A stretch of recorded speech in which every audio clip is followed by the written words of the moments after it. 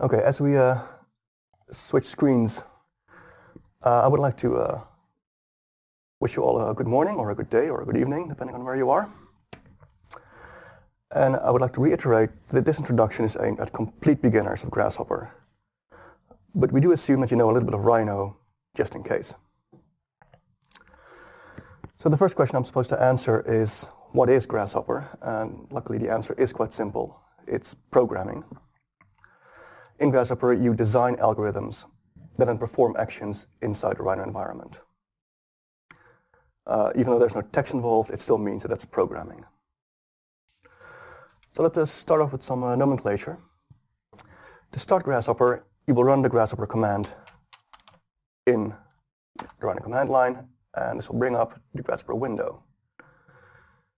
As you see, it's a separate window from Rhino, and there's also a separate file format. So if you make stuff here, you have to save it separately through the Grasshopper save and open logic.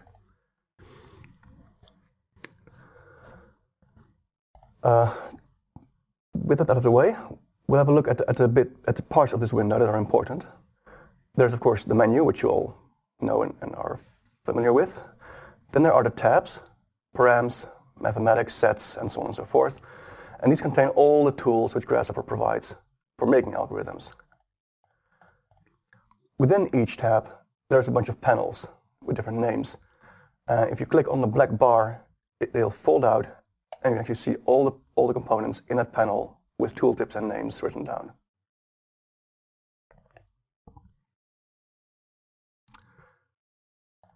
Down here, we have the canvas, which is where the algorithm is actually made. This is where you work.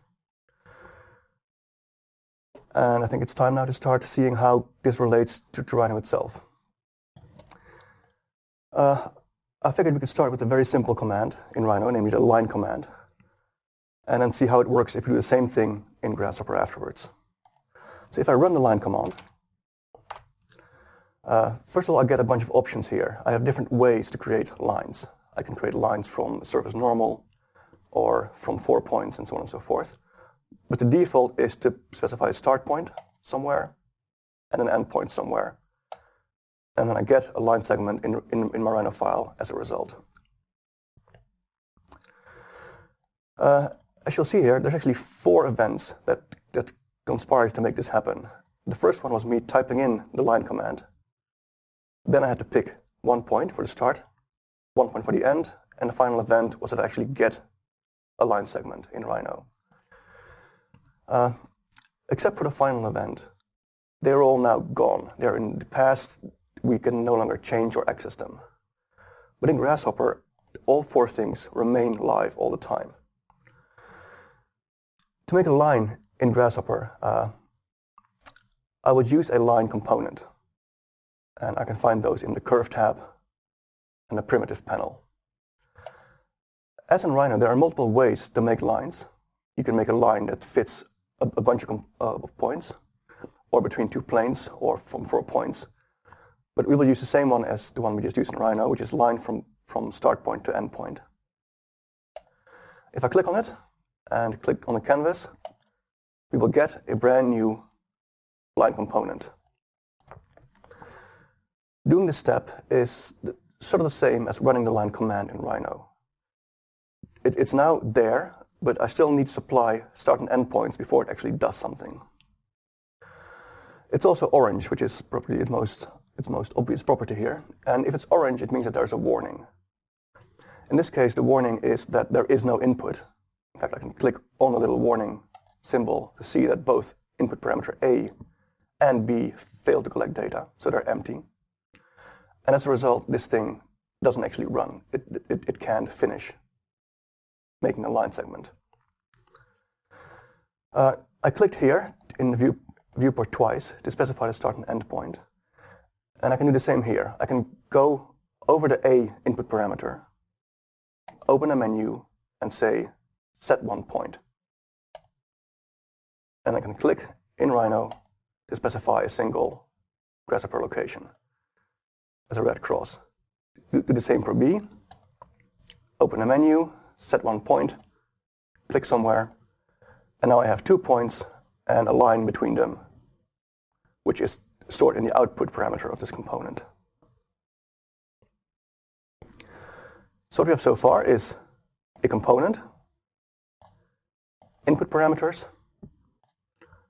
and output parameters. Data always flows from left to right in Grasshopper, so inputs are on the left, outputs are on the right, and then later on we can use those outputs as inputs for other components downstream.